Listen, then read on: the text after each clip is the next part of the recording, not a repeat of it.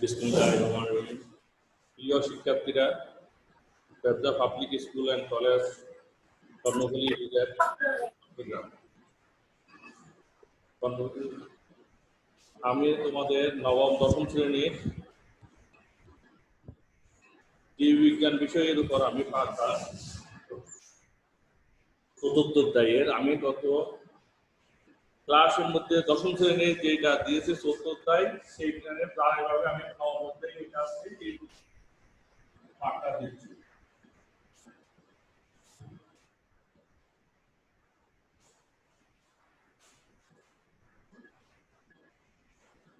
আমি আজ জীববিজ্ঞান বিষয়ে জীবনের শক্তির একটি ছোট্ট টপিকস নিয়ে আলোচনা করতেছি। এই অধ্যায়ে যে বিষয়টি নির্বাচন করেছি সেটি হল সালেকশন। এই জীবনের শক্তি যে টপিকসটি আলোচনা করবে সেটি হল তোমরা নিচের ক্লাসেও অনেকবার করেছ।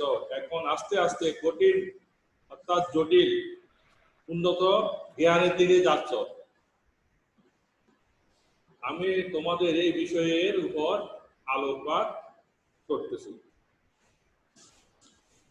এখানে হলো সালেকশন হলো ফটোসিনথেসিস। ফটো অর্থ লাইট বা আলো, সিনথেসিস অর্থ সংশ্লেষণ অর্থাৎ একাধিক বস্তু সমন্বয়ে কোনো যৌগিক পদার্থ সৃষ্টি করা। এই শব্দটি 1898 সালে কার্ল বার্নার্স ফটোসিনথেসিস শব্দটি প্রথম প্রচলন করেন। আমি তোমাদেরকে একটি চিত্রের সাহায্যে দৃষ্টি আকর্ষণ করাচ্ছি।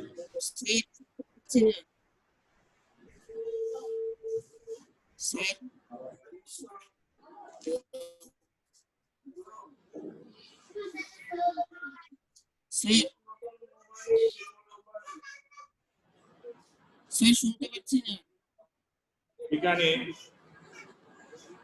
তোমরা দেখতে পাচ্ছ এই যে একটা গাছ, গাছের একটা পাতা এবং একটা সূর্যের আলো এখানে পাতায় এসে পড়তেছে। তার সূর্যের আলো রশ্মি পাতার উপর পড়লে এই আলো রশ্মি পাতা ব্যবহার করে বায়ুমণ্ডল থেকে কার্বন ডাই অক্সাইড গ্রহণ করে নিয়ে এবং মাটি থেকে পানি শোষণ করে পাতার অভ্যন্তরে ক্লোরোফিলের জাতীয় হাইড্রো তৈরি করে এবং এই বিক্রিয়াটি উপজাত হিসেবে অক্সিজেন তৈরি করে। এই চিত্রটি দেখলে বুঝতে পারছো যে কি ঘটছে। সূর্যালোক থেকে উপস্থিত ক্লোরোফিলের সহায়তায় পাতার অভ্যন্তরে কার্বন ডাই অক্সাইড ও পানির মধ্যে বিজারণ বিক্রিয়া ঘটিয়ে শর্করা জাতীয় খাদ্য তৈরি করা হয়েছে এবং পাশাপাশি উপজাত হিসেবে কার্বন ডাই অক্সাইড উপজাত হিসেবে অক্সিজেন তৈরি হয়েছে। এই প্রক্রিয়াটিকে আমরা বলেছি সালেক সংশ্লেষণ। তাহলে তোমরা আমার এই চিত্র থেকে একটি সংজ্ঞা বুঝতে পারছো।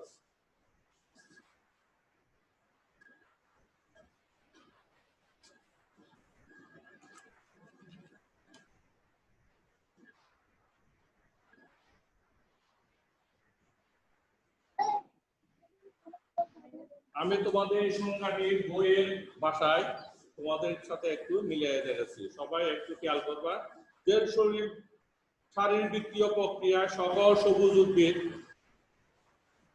ক্লোরোফিল ও সৌরশক্তির সহায়তায় পানি ও কার্বন ডাই অক্সাইডের বিক্রিয়ার মাধ্যমে শর্করা জাতীয় খাদ্য তৈরি করে এবং উপজাত হিসেবে অক্সিজেন ত্যাগ করে।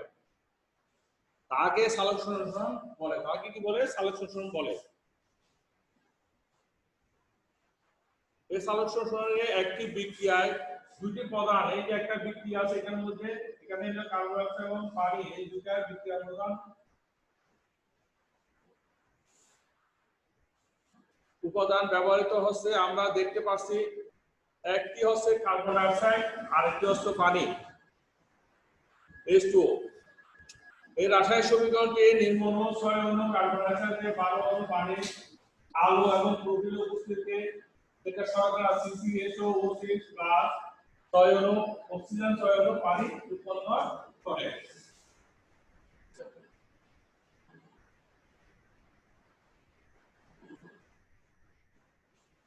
এবং এখানে সূর্যালোক উপস্থিতি অত্যাবশ্যক এবং ক্লোরোফিলের সহায়তার দরকার। শর্করা, পানি এবং উপাদান হিসেবে অক্সিজেন। এই বিক্রিয়াটি হলো সালোকসংশ্লেষণ বিক্রিয়ার এই রাসায়নিক সমীকরণে আমরা যেটি দেখব এটি একটি জারণ বিজারণ প্রক্রিয়া। এই প্রক্রিয়ায় পানি জারিত হয় এবং কার্বন ডাই অক্সাইড বিজারিত হয়। শর্করা পানি জারিত হয়ে অক্সিজেন উৎপন্ন করে এবং কার্বন ডাই অক্সাইড বিজারিত হয়ে শর্করা তথা গ্লুকোজ তৈরি করে। এই হচ্ছে সালোকসংশ্লেষণ। এতক্ষণ সালোকসংশ্লেষণের সংজ্ঞা আলোচনা করেছি। এইবার আমি সালোকসংশ্লেষণে দেখতে পাচ্ছি প্রয়োজনীয় উপাদান।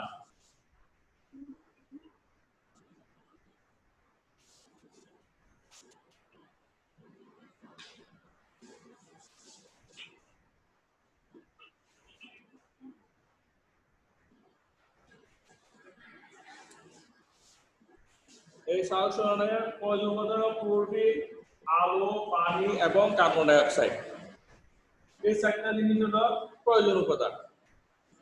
সালোকসংশ্লেষণ প্রক্রিয়ায় সবুজ উদ্ভিদের পাতায় মেসোফিল টিস্যুতে প্রধানত ঘটে থাকে, অর্থাৎ এই প্রক্রিয়ায় প্রধান স্থান হলো পাতার মেসোফিল টিস্যু। এই উদ্ভিদ মাটি থেকে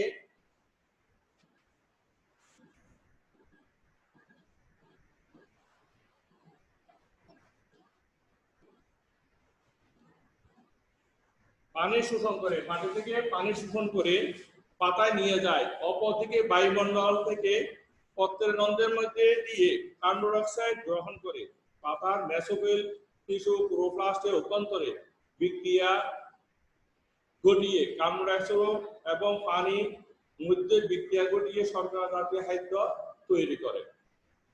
এখানে আমরা একটি জিনিস দেখতে পাচ্ছি, আমাদের বায়ুমণ্ডলে কার্বন ডাই অক্সাইডের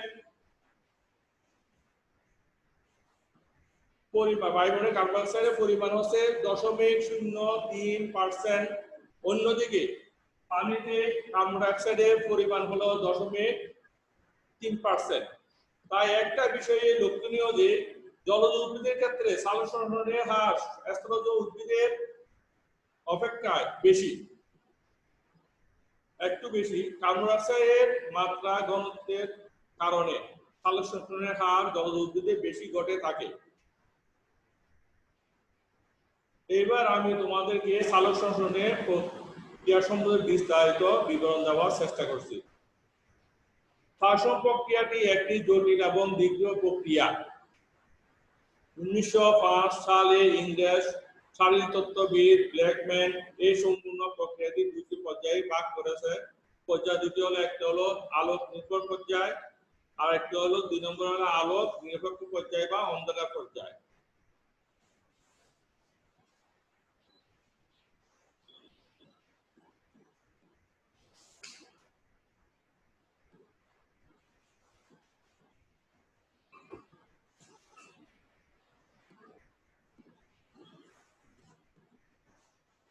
এখন এবার আমি প্রথমে আলোক নির্ভর পর্যায়ে তোমাদের একটা চিত্র দেখাচ্ছি।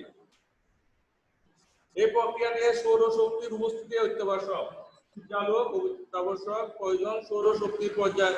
এই পর্যায়টিকে সৌরশক্তির উপস্থিতি শক্তিকে কাজে লাগিয়ে আলোক নির্ভর পর্যায়টি সম্পন্ন হয়। এই পর্যায়ে সৌরশক্তি রাসায়নিক শক্তিতে রূপান্তরিত হয়।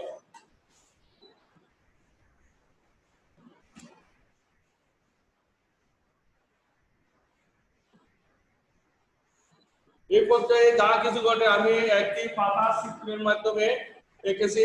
উপরে একটি সূর্য এঁকেছি, এখান থেকে সূর্যালোক পাতার মধ্যে এসে পৌঁছে সূর্য থেকে আগত প্রোটন করা, অর্থাৎ এই আলোক রশ্মিকে সবগুলো তার সূর্য লোকের থেকে শুধুমাত্র প্রোটন গ্রহণ করে পাতায়।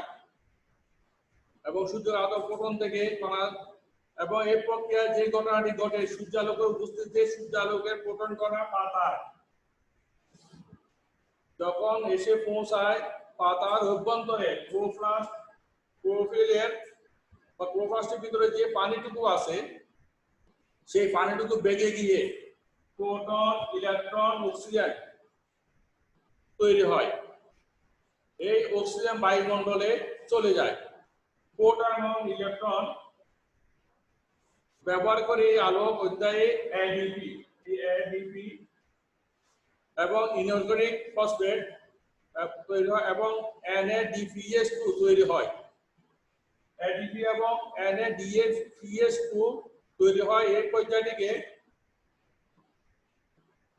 ক্লোরোপ্লাস্টের গ্রানাম থাইলাকয়েড মেমব্রেন সংগঠিত হয়।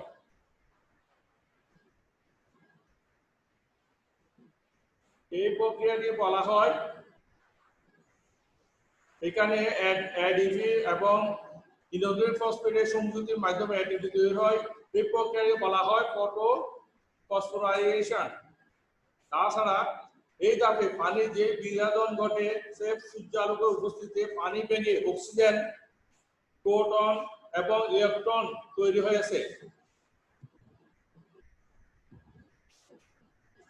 এই পানির বিভাজনকে বলা হচ্ছে ফটোলাইসিস অফ ওয়াটার বা পানির ফটোলাইসিস। এডিপি ইনঅর্গানিক ফসফেট আলো এডিপি তৈরি হয়। এটাকে ফটোলাইসেশন বলা হয়।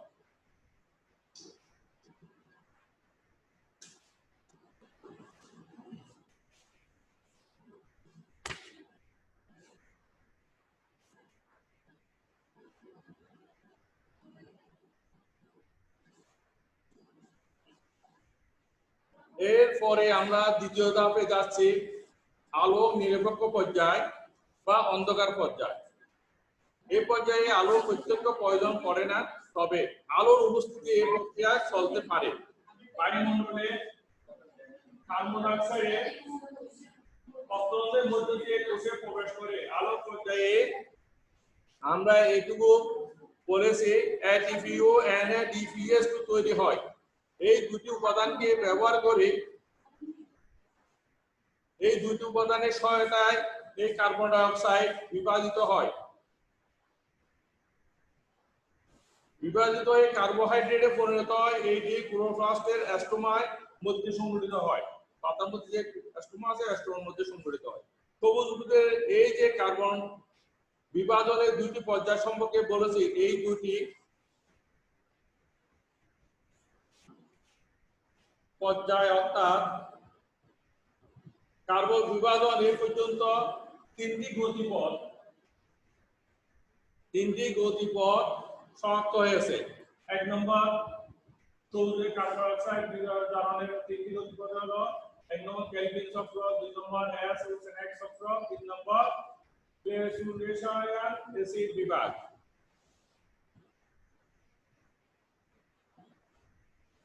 এবার আমরা পরবর্তী আলোচনায় কেলভিন চক্রে যাচ্ছি।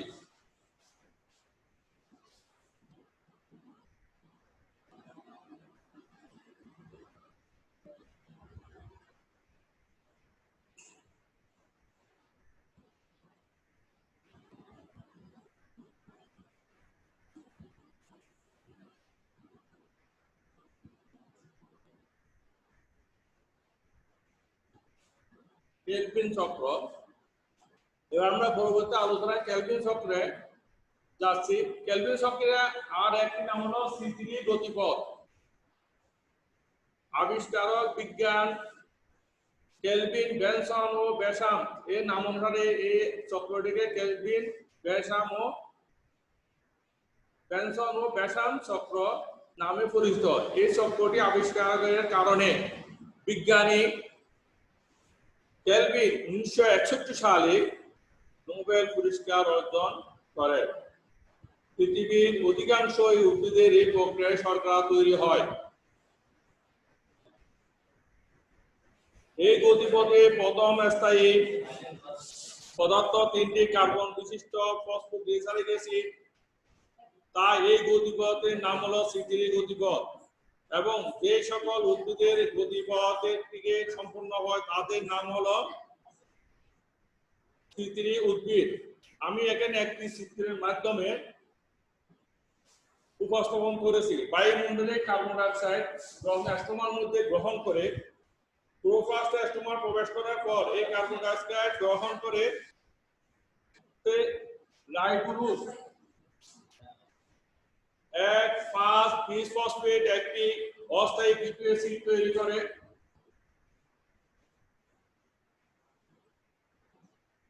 যার সাথে সাথে বিশিষ্ট হয়ে 2 অণু 3-ফসফোগ্লিসারিক অ্যাসিড তৈরি করে এবং এইভাবে আলোক পর্যায়ের এটিপি এবং NADPH2 শক্তি কাজে লাগিয়ে শর্করা তৈরি করে, এই যে শর্করা তৈরি করে এবং এইভাবে আলোক পর্যায়ে এটিপি এবং NADPH2 শক্তি কাজে লাগিয়ে শর্করা তৈরি করে এবং চক্রটি সম্পন্ন হয়। এই চক্রটা হলো কেলভিন চক্র।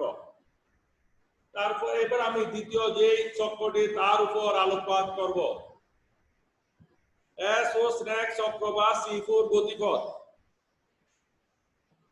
এই গতিপথে প্রথম স্থায়ী পদার্থ হলো 4 কার্বন বিশিষ্ট অক্সালো অ্যাসিডিক অ্যাসিড, তাই একে C4 গতিপথ বলে এবং ওই উদ্ভিদগুলো আমরা C4 উদ্ভিদ বলে থাকি।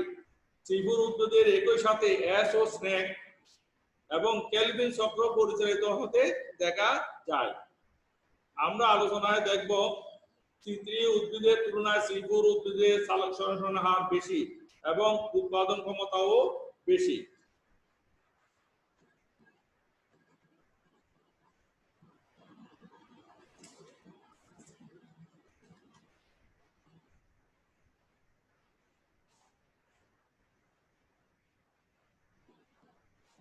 ভুট্টা, আখ, মুথা গাছ, অন্যান্য গাছ জাতীয় উদ্ভিদ, অ্যামারটাস ইত্যাদি উদ্ভিদের C4 গতি পরিচালিত হয়।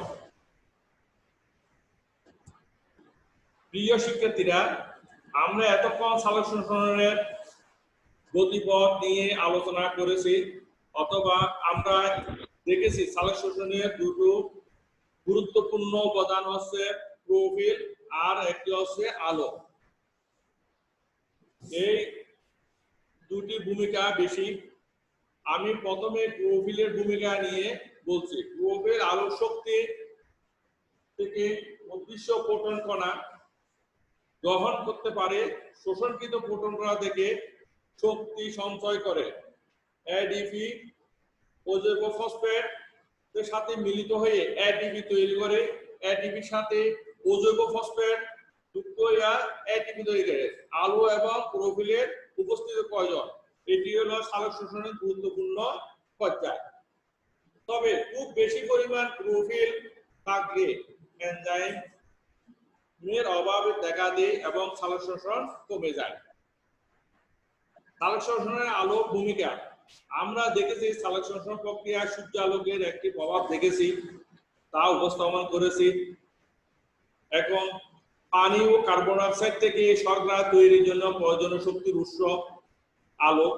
সূর্য আলোকের প্রভাবে পত্ররন্ধ্র উন্মুক্ত হয়, কার্বন ডাই অক্সাইড পাতার অভ্যন্তরে প্রবেশ করতে পারে এবং খাদ্য প্রস্তুত করে অংশ গ্রহণ করে। আলোর বর্ণালী লাল, নীল, কমলা এবং বেগুনি অংশটুকুই সালোক সংশ্লেষণের ভালো হয়। সবুজ কিংবা হলুদ আলোতে সালোক সংশ্লেষণ ভালো হয় না। নির্দিষ্ট সীমা পর্যন্ত আলোর পরিমাণ বাড়লে সালোক সংশ্লেষণের হার বেড়ে যায়। অন্যদিকে বেড়ে গেলে পাতার এনজাইম নষ্ট হয়ে যায়, ক্লোরোফিল উপাদান কমে যায়, সালোক সংশ্লেষণ আরো কমে যায়। সাধারণত তরঙ্গদৈর্ঘ্য 400 ন্যানোমিটার থেকে 480 ন্যানোমিটার এবং 680 ন্যানোমিটার তরঙ্গদৈর্ঘ্য নির্দিষ্ট আলো সালোক সংশ্লেষণ ভালো হয়। এই এতক্ষণ যেগুলি আমরা আলোচনা করেছি এগুলি হলো তোমাদের সালোক সংশ্লেষণের উপর, অর্থাৎ চতুর্থ অধ্যায়ের। আমি এটা দশম শ্রেণীতে প্রথমে শুরু করছি না, এখন নবম শ্রেণীতে আছে, নবম শ্রেণীতে আগে পড়াইছি, এবার তোমাদের নবম শ্রেণীর জন্য দিচ্ছি, এটা দশম শ্রেণীও, এখান থেকে তোমরা এটা গ্রহণ করবা। এখান থেকে সবগুলো তোমরা বুঝতে পারবে। আশা করি এখানের মধ্যে তোমাদের সমস্যা থাকার কথা না। এখন তোমাদের কিছু আমি বাড়ির কাজ দিচ্ছি। বাড়ির কাজগুলি আমি এখানে বোর্ডে লিখে দিচ্ছি।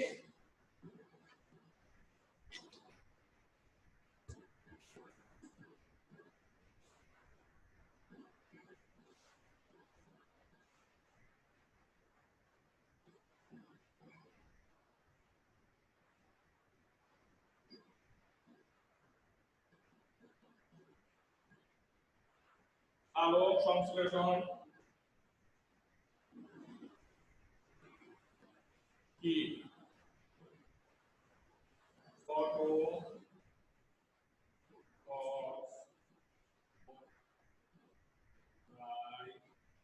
লাইটেশন কি?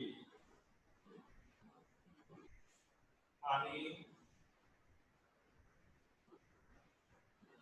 ফটো লাইট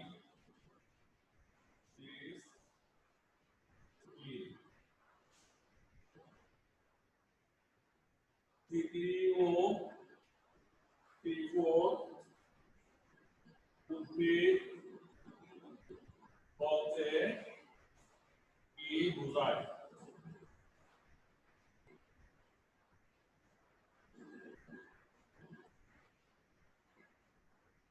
ভালো সংশ্লেষণের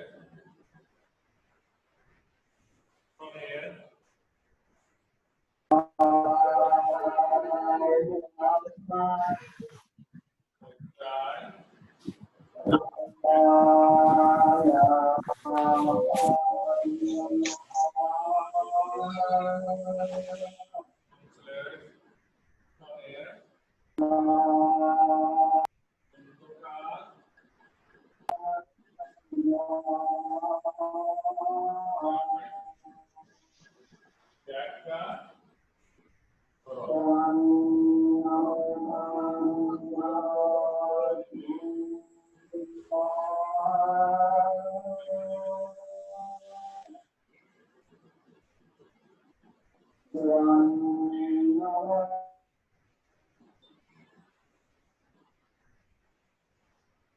ও আলোর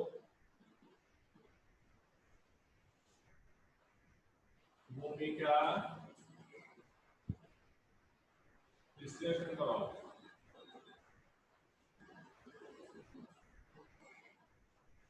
এইগুলো তোমাদের হোমওয়ার্ক। আশা করি তোমরা এগুলো ভালো করে অনুশীলন করবা এবং এগুলো পড়বা, পরবর্তী ছাত্রের জন্য তোমরা তৈরি থাকবা। আর নবম দশম শ্রেণী দুটোটার জন্য একই পাঠ এগুলি। এটা নবম শ্রেণীতে আছে, দশম শ্রেণীতে আছে, সেই জন্য আমি দশম থেকে এই পাঠটা আর আলোচনা করব না। ধন্যবাদ, তোমরা ভালো থাকো।